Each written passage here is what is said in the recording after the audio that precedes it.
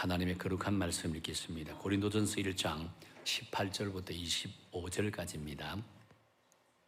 십자가의 도가 멸망하는 자들에게는 미련한 것이요 구원을 받는 우리에게는 하나님의 능력이라.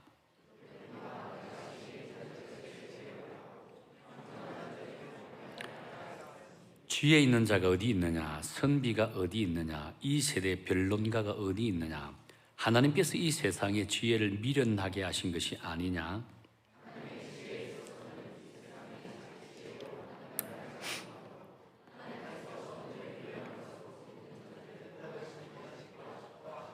유대인은 표적을 구하고 헬라인은 지혜를 찾으나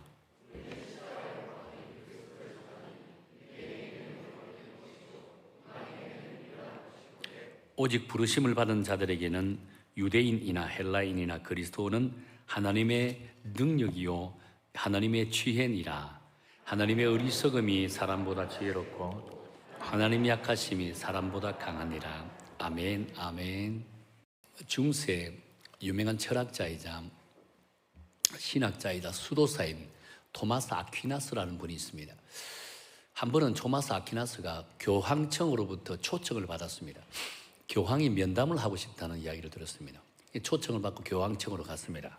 그때 마침 교황을 만나서 이제 정언을 긋고 있는데 그때 전 세계에서 금은 보화를 실렸던 마차들이 교황청으로 들어오기 시작했다는 겁니다. 그 모습을 보고 교황이 토마스 아퀴나스에게 이렇게 말을 했습니다. 초대 교황이었던 베드로 사도는 은과 금은 내게 없거니와 라고 말했지만 이제 우리는 금은 보화를 저렇게 많이 갖게 되었습니다. 세계 각국으로부터 오는 저 많은 보화를 보십시오.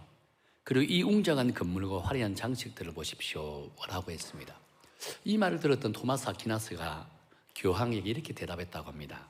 교황님, 초대교회는 은과 금은 없었지만 나사렛 예수 그리스도 이름으로 일어나라, 걸어라 라고 하는 명령을 할 수 있었습니다.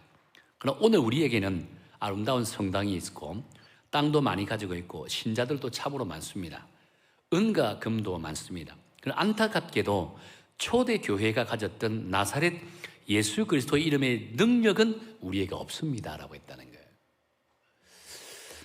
여러분은 이 이야기를 들으면서 뭘 느낍니까? 저는 이 글을 읽으면서 마음에 참 이렇게 찔림이 왔습니다. 작금의 한국 교회를 향한 질책의 말씀이지 않겠는가라고 생각을 해보았다는 거예요. 여러분, 오늘 한국 교회가 정말 풍성한 교회입니다. 풍성으로 가득 찬 교회라고도 한다는 겁니다. 물론 코비드 이후로 많은 어려움을 당하는 그런 교회들도 있습니다. 그런데 비록 코비드로 인해서 많은 교회들이 어려움을 당하고 있기는 하지만 코비드로 인해서 교회도 세상처럼 빈익빈 부익부가 되고 있다는 겁니다. 힘든 교회는 힘들지만 큰 교회는 더 크게 되는 것이 오늘 코비드 이후의 현상이라고 한다는 거예요. 그래서 성도들은 대형 교회로 점점 더 많이 몰려든다라고 합니다.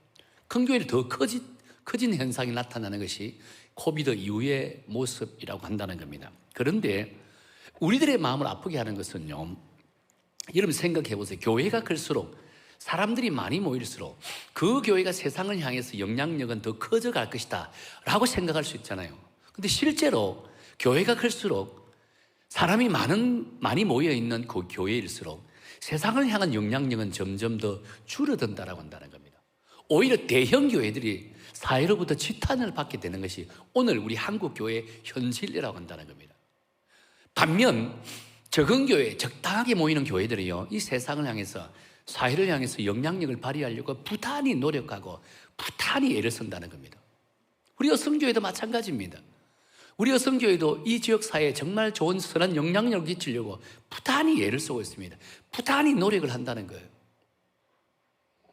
얼마 있지 않으면 우리 모든 오이코스 이제 멤버들이 다 이 지역사회를 섬기는 사역을 펼쳐질 것입니다. 여러분들이 오이코스 멤버, 우리 여성교회 성도라면 한 달에 한 번 정도는 이 지역사회를 섬기는 사역에 반드시 참여해야 됩니다. 또 그렇게 계획을 하고 있다는 거예요. 이렇게 발버둥을 친다는 거예요. 그런데 큰 교회일수록, 사람이 많이 모이는 교회일수록 사회적인 영향은 전혀 없는 참으로 안타까운 모습을 갖고 있지 않겠는가 라고 본다는 겁니다. 그렇다면 왜 이런 안타까운 일들이 발생하게 될까요? 그것은 교회가 교회로서 역할과 사명에 대해서 부감각하기 때문이라는 겁니다. 개개인 한 사람 한 사람의 신앙적인 부분은요, 점점 더 깊어져 갈 수도 있습니다. 그런데 교회가 가져야 될 사명과 책임에 대해서는 대단히 소홀해져 가는 것이 오늘 이 시대 교회의 모습이지 않겠는가라고 생각한다는 겁니다. 그러니까 교회가 능력을 상실한다는 겁니다. 그러니 교회가 생명력을 점점 잃어간다라고 한다는 거예요. 그러니 하나님의 영광이 드러나야 될 그 교회가 사람의 영광만 드러나는 참으로 안타까운 모습을 가지고 있다라고 한다는 거예요. 자, 그런데 여러분, 오늘 우리가 함께 읽었던 이 본문에 등장하는 고린도 교회가 이런 교회였다라고 한다는 겁니다. 그럼 고린도 교회는 어떤 교회였을까요? 여러분, 고린도 교회는 사도 바울이 개척한 교회입니다. 초창기에 고린도 교회 개척했을 때는 엄청나게 많은 능력과 역사가 일어났습니다. 아마 초대 교회 가운데 고린도 교회처럼 은사가 많이 나타난 교회는 아마 없었을 겁니다. 그리고 사람들이 하나님의 능력과 복음의 능력으로 정말 많은 성도들이 모이고 교회도 크지만 성도의 숫자도 엄청나게 많이 드는 그런 대형 교회라고 할 수 있었다는 겁니다. 그런데 여러분, 이 교회가 사도 바울이 떠나고 난 이후에 얼마 지나지 않아서 이 고린도 교회가 교회로서의 능력을 점점점 상실하고 있다라고 했다는 겁니다. 분명 고린도 교회는 다양한 은사가 넘쳤다고 했잖아요. 그리고 나름의 능력이 나타났다 했습니다. 그럼에도 불구하고 이 고린도 교회는 교회로서의 가져야 될 그 사명과 그 사명을 감당할 수 있는 능력이 사라지고 있다, 잃어가고 있다라고 한다는 겁니다. 그럼 여러분, 무엇이 이 위대한 교회가 능력을 상실한 교회로 전락하고 있을까요? 전락하고 말았을까요? 그 이유는 오늘 고린도 교회 안에는요, 끊임없이 갈등과 분쟁의 연속이었다라고 한다는 겁니다. 여러분, 고린도 교회만큼 초대교회 이렇게 갈등, 분파, 분쟁, 나눔이 많았던 교회는 없었다라고 할 수 있다는 겁니다. 뿐만 아니죠, 고린도 교회 안에는 당시 고린도 지역 사회를 지배했던 그 세상 문화가 침투하여서 세상의 헛된 영광을 추구하는 그런 교회가 되고 말았다는 거예요. 외형적인 것, 더 화려한 것, 더 큰 것들이 최고의 가치로 생각했다는 겁니다. 누구에게 세례를 받았는가 더 중요합니다. 누가 나의 영적인 멘토인가가 더 중요하다는 겁니다. 누가 더 많은 은사를 받았는가, 누가 더 많은 능력을 경험했는가, 거기에만 관심을 가지고 있었다는 거예요. 자연히 은사도, 봉사도, 사역도 모두 다 사람의 영광을 드러나기 위한 방편으로 삼고 있었다는 겁니다. 내가 하나님으로부터 은사를 받고 내가 하나님의 능력을 받았으면 그 은사와 능력은 주의 복음을 위해서 하나님의 나라를 세우는 일에 써야 되는데 나를 드러내는 일에 쓰이고 말았다는 거예요.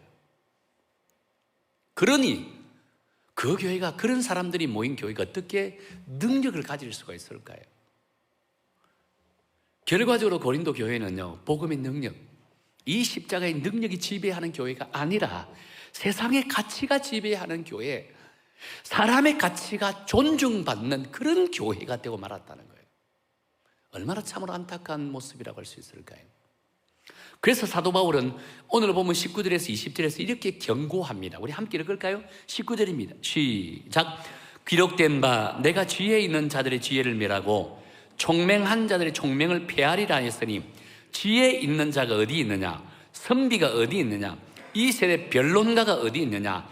하나님께서 이 세상의 지혜를 미련하게 하신 것이 아니냐라고 했다는 겁니다. 교회는 세상의 지혜, 세상의 가치가 중심이 되어서는 안 된다는 겁니다. 이런 곳은 교회가 아니라고 한다는 거예요. 그러면서 보면 18절에 이렇게 말씀하죠. 우리 18절 다 함께 읽어볼까요? 시작. 십자가의 도가 멸망하는 자들에게는 미련한 것이요 구원을 받는 우리에게는 하나님의 능력이라. 그리고 계속해서 24절에 이렇게 말씀합니다. 우리 24절입니다. 시작. 오직 부르심을 받은 자들에게는 유대인이나 헬라인이나 그리스도는 하나님의 능력이요 하나님의 지혜니라라고 한다는 겁니다. 결국 사도 바울은 고린도 교회에서 일어나는 모든 문제 해결점이 뭐라고요? 복음의 능력이 없다는 겁니다. 복음의 능력이 있어야 이거 문제가 해결되어진다는 겁니다. 그 해결점 복음의 능력에서 찾아야 된다는 거예요. 그리고 복음의 능력은요, 세상의 지혜가 아니라 예수 그리스도의 십자가에서 나온다는 겁니다. 근데 여러분, 이 십자가가 왜 십자가가 능력이 되는 것일까요? 여러분, 왜 십자가가 능력이 될까요? 예수님 당시 십자가 형벌은요, 본래 흉악한 죄수들에게 이 마지막으로 하는 이 끔찍한 사형 형식이라고 할 수 있다는 겁니다. 그만큼 십자가에 못 박혀 죽었다라고 한다면 그 사람이 어느 정도 흉악한 죄를 범하는지를 충분히 알 수 있었다 할 정도입니다. 그런데 이런 끔찍한 십자가 형벌에 예수님이 못 박혀 돌아가셨다는 거예요.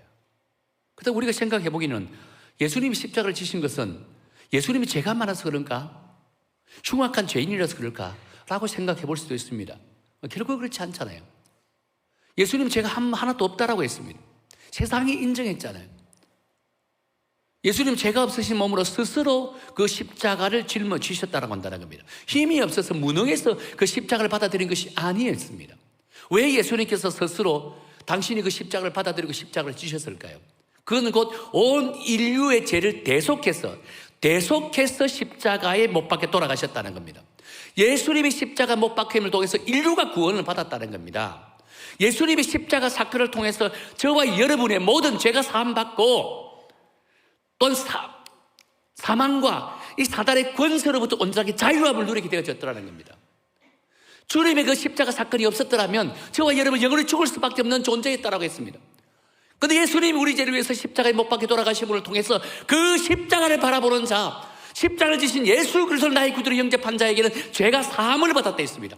죄가 사함을 받았기 때문에 저와 여러분 천국에 들어갈 수 있다는 거예요. 영원한 생명을 얻었다는 것입니다. 이 영원한 생명을 위해서 주님께서 저와 여러분의 모든 죄를 위해서 십자가에 못 박혀 돌아가셨다라고 했다는 겁니다.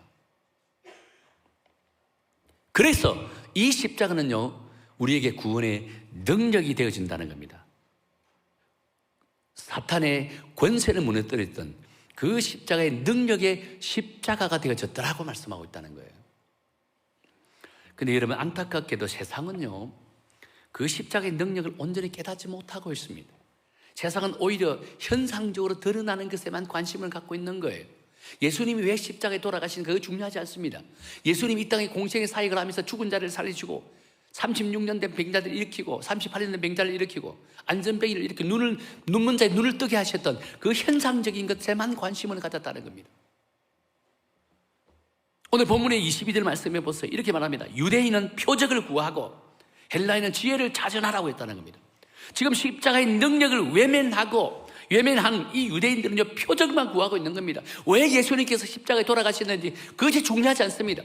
그것을 듣기를 원하지 않는다는 겁니다. 단지 이 세상에 예수님이 계시면서 어떤 사역과 어떤 능력을 베풀었는가 거기에만 관심을 갖고 있다는 겁니다. 그런 능력을 베푸는 분이 십자가에 못 박혀 돌아가시니까 자신들이 메시아로 존경하고 자신이 선지자 동경했던 그분이 십자가에 못 박혀 돌아가시니까 깜깜이 잊어버렸다는 겁니다.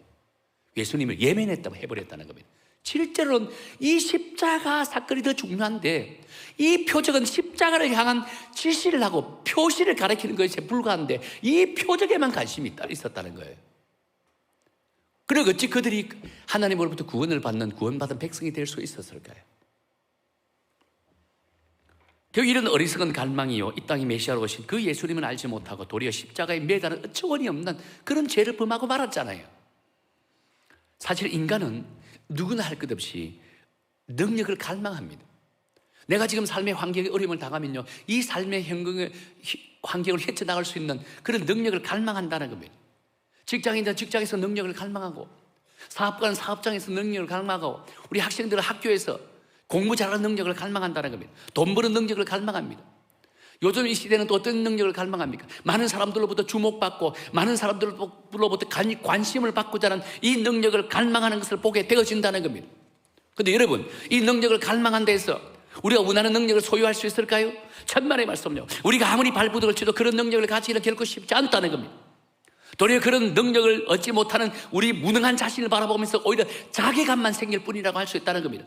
그래서 우리 주님께서는요, 이러한 사실을 아시고 안타까워하시면서 세상에서 능력을 찾으려고 발버둥치는 이 그리스도인들을 향해서 참 능력이 어디로부터 무엇인지를 정확하게 말씀하고 있다는 거예요. 우리 그리스도인들이 추구해야 되는 능력이 무엇인지를 말씀하고 있는 거예요. 그리고 그 능력은요, 십자가의 도에서 나온다 했습니다. 이 십자가의 도는 복음입니다. 복음을 들으면서 나온다라고 말씀하고 있다는 겁니다. 그 이 십자가의 도가 복음이요 우리 그리스도인들에게 참된 능력을 가져다 준다고 말씀하고 있다는 거예요. 그렇다면 여러분 구체적으로 이 십자가의 도, 다시 말해서 복음, 이 복음을 통해서 그리스도인들에게 주시고자 하는 참된 능력이 무엇일까요? 먼저 내가 누구인지를 정확하게 깨닫게 한다는 겁니다. 내가 누구인지를 이 복음을 들음을 통해서 깨닫게 되어진다는 겁니다.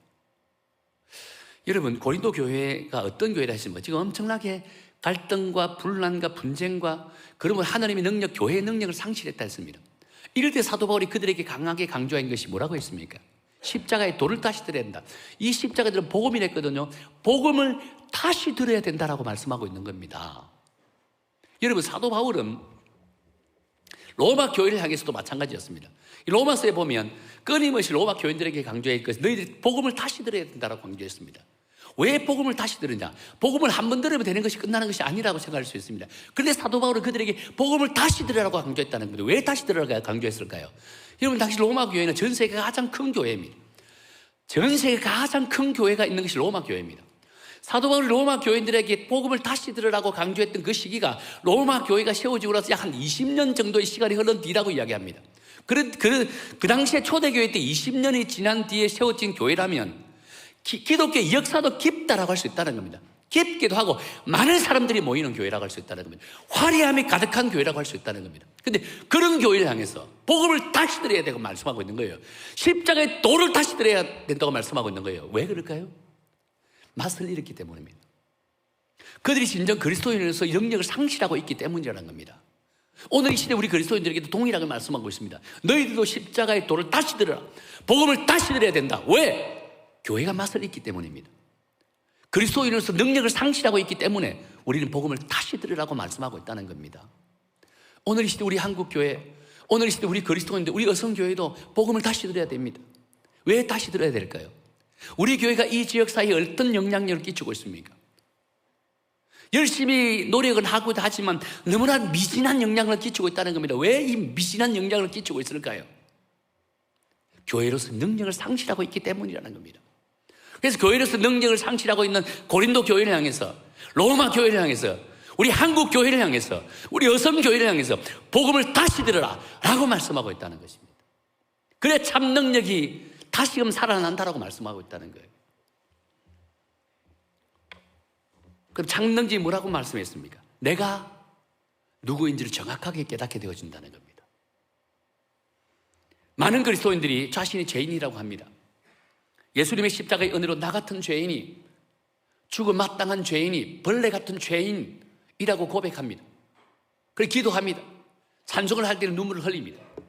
그러다가 막상 주변 성도들이 나를 향해서 당신은 죄인입니다 라고 나의 허물을 뒤집어내면 뭐라고 합니까? 그냥 죽을 듯이 달라들잖아요. 이게 오늘 우리의 모습입니다. 결국 우리는 어떤 자? 죄가 없는 자가 되는 거예요. 나는 죄가 없다는 겁니다. 그러니까 끊임없이 내가 죄가 없으니까 다른 성도의 죄가 보이기 시작한다는 겁니다.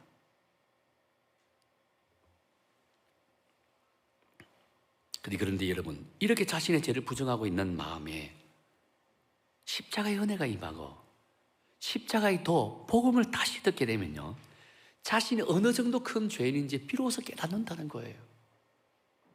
십자가의 도를 다시 듣고 복음을 다시 듣게 되면 비로소 내가 누구인지를 다시금 깨닫게 되어지는 거예요. 잊고 있었던 그 하나님의 은혜를 다시금 되새기게 되는 거예요. 그러다 우리는 어떻습니까? 십자가를 바라보기만 해도 나도 모르니까 고개를 숙이게 되는 거예요.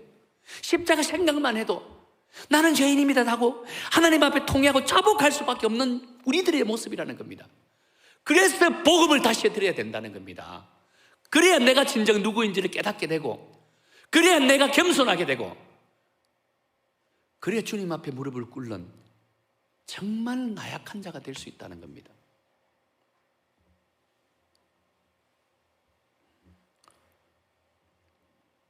안타깝게도요, 오늘 우리 그리스도인들은 이 십자가를 바라보지 못한다고 합니다. 십자가를 보지 못하니까 자꾸 엉뚱한 것이 눈에 들어온다는 거예요. 사람이 눈에 들어옵니다. 명예가 눈에 들어오고요. 직분이 눈에 들어오고 자존심이 눈에 들어온다는 거예요. 그리고 이런 분들이 교회 주축이 되다 보니까 교회는 점점 능력을 잃어간다는 겁니다. 능력을 잃어가니까 어떻게 하나님의 사명을 감당할 수 있을까요? 고린도 교회도 마찬가지였습니다.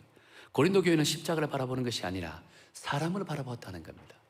사람을 바라보니까 은사를 바라보게 되고, 은사를 바라보니까 명예가 바라보게 되고, 명예를 바라보다 보니까 직분을 바라보게 되고, 직분을 바라보니까 자기 자존심을 바라보는 거예요.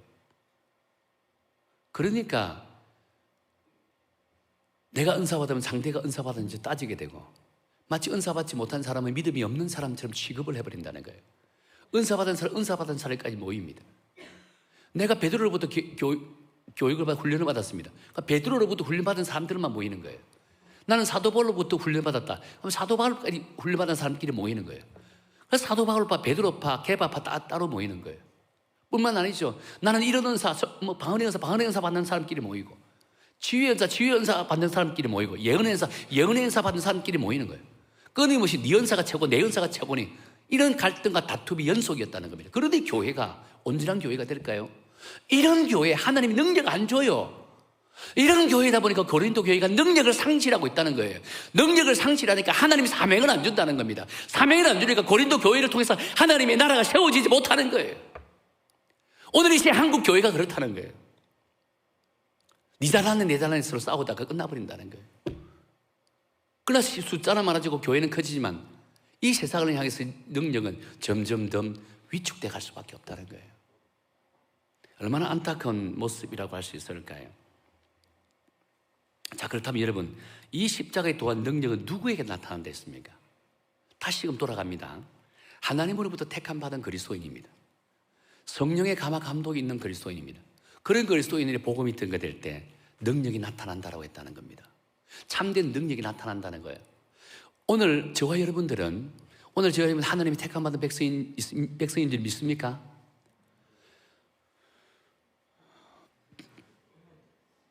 대답을 안 하는 거 보니까 하나님이 택함 받은 백성이 아닌 것 같아요. 다시 묻습니다. 여러분은 하나님이 택함 받은 백성인 줄 믿습니까? 그렇다면 여러분들에게 능력이 나타나는 거예요. 어떻게 능력? 복음을 다시 들어야 되는 거예요. 십자가의 도가 여러분에게 임해야 된다는 겁니다. 어떻게 해요? 말씀을 통해 복음을 다시 듣습니다. 설교를 통해 복음을 다시 듣습니다. 말씀을 묵상함을 통해서 복음을 다시 듣는다는 겁니다. 그럴 때 우리 자신이 바라보게 되고, 우리 자신을 바라보게 될 때 남을 바라볼 때 어떤 모습으로 바라볼까요? 나보다 더 나은 존재로 바라보게 되어진다는 겁니다. 중요한 것은 이 복음의 진리, 이 구원의 진리는요, 하나님의 택함 받은 백성에게만 주어지는 은혜라고 할 수 있다는 겁니다. 하나님이 택함 받은 백성이 아닐 때는요, 아무리 복음을 전해보세요. 그들이 받아들일까? 안 받아들입니다. 그래서 십자가의 도는요, 하나님이 택함 받은 백성, 구원받은 백성들에게는 온전한 은혜가 축복이라고 할당해 놀라운 구원의 진리라고 한다는 거예요. 어느 미국 광산업자가 다이아몬드를 찾으러 아프리카에 갔습니다. 아프리카 이만을 저말 다니면서 다이아몬드를 찾아다녔습니다. 도저히 찾을 수가 없습니다. 결국은 자기가 가지고 있는 모든 거 이제 다 써버리고 아무것도 없습니다. 어쩔 수 없이 고국에 돌아와야 됩니다. 고국에 돌아가는 길에 목이 마른 산 마을에 들어가서 물을 얻어먹기 위해서 마을로 들어갔습니다. 마을에 들어가서 물을 한 잔 얻어먹고 있는데 마을 어귀에서 아이들이 돌로서 놀이를 하고 있는 겁니다. 아마 우리로 치면 공기놀이 하고 있지 않겠는가 봅니다. 그때 그 모습을 가만히 보니까 그때 아이들이 지금 돌로서 놀이를 하고 있는데 그 돌을 보니까 또 독특한 돌입니다. 그 아이에게 초콜릿 하나 주고 돌을 바꿔왔습니다. 보니까 다이아몬드 원석입니다. 여러분, 다이아몬드 원석가 이게 가공하지 않을 때는요, 이 차돌처럼 단단한 돌이었다는 겁니다. 그 아이에게 이제 자기 가지고 있는 초콜릿 다 주면서 이 돌이 많은 데를 좀 알려 주려고 합니다. 아이들이 너무 기뻤습니다. 초콜릿 듬뿍 받았으니까 그분을 데리고 그 돌이 많은 곳을 인도해 주었습니다. 결국은 광산업자는요, 그 다이아몬드 집단지를, 광산을 발견했다는 겁니다. 나중에 거부가 되었다고 했습니다. 여러분, 다이아몬드 가치를 알지 못하는 사람들에게는 다이아몬드는 단순한 돌에 불과합니다. 그런데 다이아몬드의 가치를 아는 사람들에게는요, 이 다이아몬드는 엄청난 보석이 되어진다고 한다는 거예요. 예수님께서 인류의 구원을 위해서 선택하신 십자가의 도가 이 다이아몬드와 같다는 겁니다. 아무리 십자가의 도가 능력이고 이 다이아몬드처럼 가치가 있다 할지라도요, 하나님의 택함을 받지 못한 자에게는 이 십자가의 돌은 단단한 돌에 불과하다는 겁니다. 무가치한 존재로 불과하다는 겁니다. 반면 하나님으로부터 택함받은 그리스도인들에게는요, 이 성령의 은혜로 말미암아 예수님의 십자가의 도가 그들에게 임하게 되면 깨닫게 되고, 날마다 그 십자가를 통해서 자기 자신을 바라보게 되고, 날마다 그 십자가를 통해서 내가 누구인지를 깨닫게 되고, 하나님 앞에 통회하고 자복하고 낮아진 모습으로 주님 앞에 나간다는 겁니다. 이것이 하나님의 택함받은 백성들이 누리는 은혜라고 한다는 겁니다. 자연히 나보다 상대가 더 낮게 보인다는 겁니다. 왜? 십자가의 도가 나에게 임하게 되니까, 복음을 들으니까 내가 누구인지 보이는 거예요. 내가 처절한 죄인이고 죽을 수밖에 없는 죄인이라는 사실을 깨닫게 되니까 어떻게 상대를 향해서 내가 욕을 할 수 있고 정죄할 수 있을까요? 내가 이런 자인데, 내가 이래 부족한 자이고 죄 많은 자인데 어떻게 상대가 상대가 눈에 들어올 수 있단 말일까요? 자연적으로 우리 모두를 주 안에서 하나가 된다는 겁니다. 왜? 모두가 겸손한 자가 되기 때문입니다. 뿐만 아닙니다. 십자가의 도를 깨닫게 되면 그토록 추악한 인생이, 그토록 절망적인 인생이 어느 순간 가장 아름다운 인생, 희망을 가진 인생으로 변화된다는 겁니다. 그 어떤 환경에도요, 웃음을 잃지 않습니다. 그 어떤 절망적인 환경에 놓였다 할지라도 희망을 가지고 일한다는, 다시 일어설 수 있다는 겁니다. 이것이 복음의 능력이라는 겁니다. 이것이 십자가의 도를 통해서 깨달은 그리스도인의 모습이라고 한다는 겁니다. 사랑하는 성도 여러분, 여러분의 인생은 어떻습니까? 이제 자그마한 실패 앞에서 여러분 얼마나 절망합니까? 그럴 때 뭘 해야 된다고요? 복음을 다시 들어야 된다는 거예요. 복음을 다시 들어야 됩니다. 이 복음을 다시 듣는 것은 목사라고 한 걸까요? 아니에요. 목사도 복음을 다시 들어야 된다는 겁니다. 그럴 때 다시금 하나님의 능력을 가질 수 있다는 겁니다. 오늘 이 시대 교회가 왜 능력을 잃어갈까요? 왜 우리 그리스도인들이 능력을 잃어갈까요? 복음을 다시 듣지 않기 때문입니다. 복음을 다시 들을 때 반드시 능력을 회복한다는 거예요. 자, 누가복음 5장에 보면 예수님을 만난 베드로 이야기가 나옵니다. 베드로는 밤새도록 고기를 잡기 위해서 그물을 던졌지만 단 한 마리 고기를 잡지 못했다 했습니다.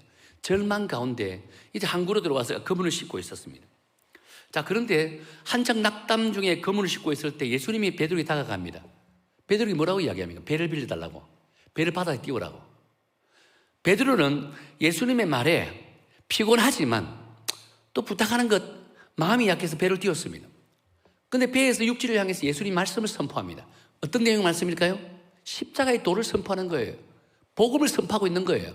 그물을 씻던 베드로가 그 이야기를 듣고 감동받았습니다. 하나님 은혜에 감동받았다는 거예요. 감동받은 베드로에게 예수님께서 말씀을 다 전하고 나서 뭐라고 이야기합니까? 깊은 데로 가서 그물을 던지라고 하잖아요.